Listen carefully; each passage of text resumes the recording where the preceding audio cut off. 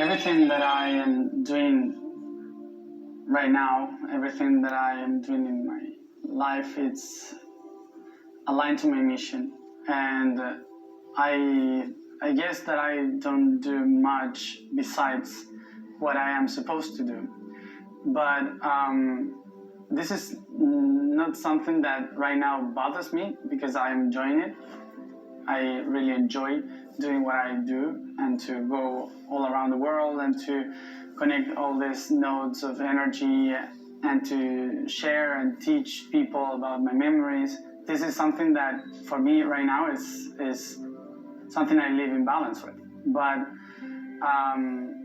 it was not always like this.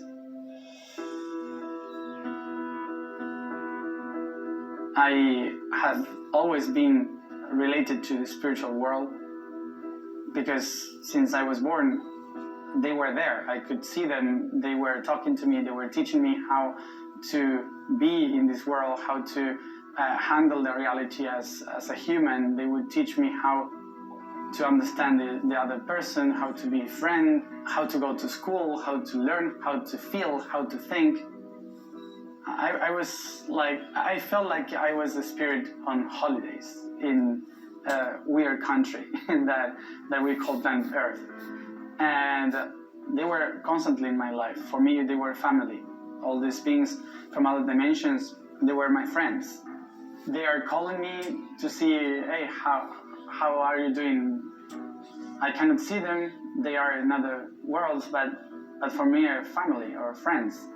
And there was a moment when they told me, now you have to remember, now you will remember, not only see us and remember us from other dimensions, but also remember your soul. So when I was 11, 12 years old, I started to remember my lives, and all the emotion was the only way in which I could remember. It was not like information, it was emotion of all the beings, all the people that I have been and that I have been with. My family was agnostic, so they had no idea about spiritual things, but they were creative. My mom was creative, so she loved to listen what I was saying, like if I was just having a lot of imagination, and that I had no idea how to handle that imagination. But of course, I thought many times I was getting crazy until I started to find many others that also remembered. And when I was a child, I had no idea about what I was doing, why I was doing this. And they told me in a few years, when it will be 2012, you have to connect and talk with many people in the world, and your mission will start. And you have to be ready for that moment. And I was supposed to be 24 years old in 2012, and I was like, I don't know how I'm going to do anything that you are saying, because I don't know how to speak with people. I really was afraid of people, and I don't really want to be in touch with the spiritual world. Along the years, I started to accept my nature, like being this weird person. I never was afraid of saying what was happening to me. I was always sharing with my mom, mostly my friends, everything that I was remembering, everything that I was feeling. I wanted to become a teacher, so I could help others like me that were coming to this world to have an idea of how to survive here, to learn how to live in this world and not to forget and to be balanced in this reality. That's why I went to study education. My mission is bounded by education. I just want to help people to understand or to help to remember. Suddenly, one of my guides told me, if you are not centered in yourself, if you don't work with your spirit, with your own mind and your own soul, and you don't heal your history, and you don't realize why you have gone through all this path, so you're not going to be able to help anybody. You're not going to be able to bring heaven on earth. First, you need to go through all the process of yourself and to recognize the power of your own spirit so you could do what you have come to do. every time that I wanted to go through the path of working in education or society or politics, the whole path took me away. So I could go back to my nature, because I was trying to be someone that I was not. And this was one of the times that I realized about that, was when I was in the university and I was doing this career of psychopedagogy to help in schools. And suddenly my guides came and said, you don't belong in this place. You have learned everything that you needed to learn and you have to leave.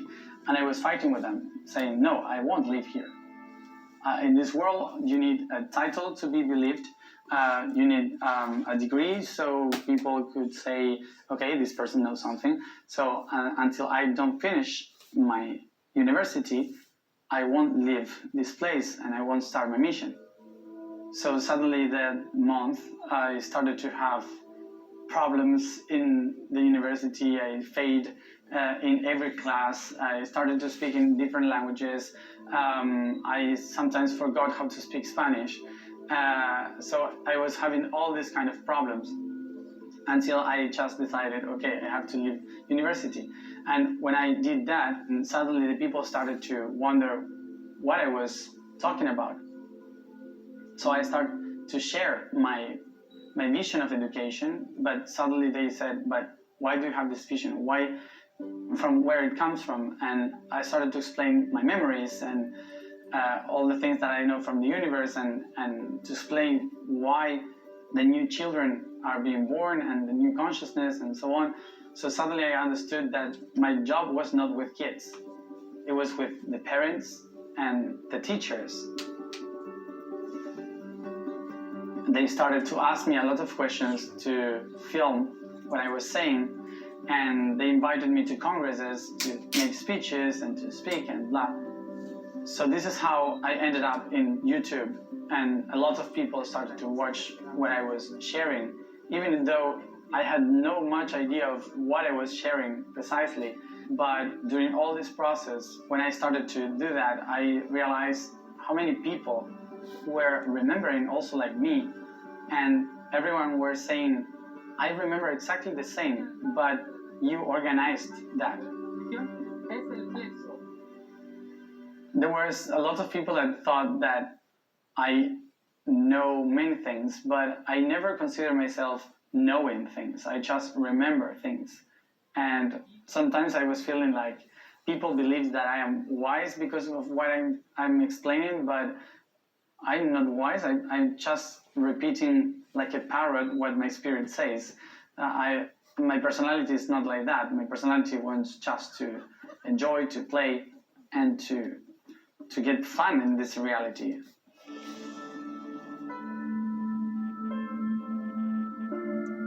I was 23 years old, approximately, when during a workshop in Menorca, in Spain, I was talking in front of 300 people, and suddenly I forgot everything. And at that moment, I felt like empty, and my guides told me, we are cleaning you, because this is the only moment you are connected. It's the only moment when we can download new information. So they told me, in the end of this year, you have to make a gathering so people could gather in the capital of the inner world of Argentina, and you have to call them to be all together in the day 11-11-11. And that day you will receive the next steps, so you will start your mission. When I received this information of the 11-11-11, they told me this is why that day is special, because the mind of many people are connected to the same idea. That makes that day a portal. We need that day to download the information, to start to reconnect the network of thinking of something that was beyond humans. That is the network of consciousness.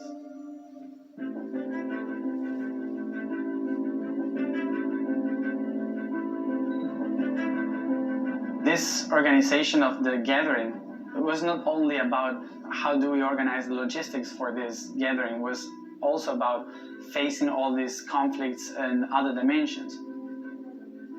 We had to go to a spot in Argentina called Capilla del Monte. In this region, there is a specific energetical spot where all the remnants of the cosmos went there, and they hold all the information of the Earth. So we went there to receive guidance of what we have to do. So they told us we needed to go to specific spots to clean the energy. So when the gathering was held in that region, we would be able to move the energy correctly. Our goal was to heal the territory of Argentina for the future. They told us in 200 years, this region would be one of the most important to reestablish the order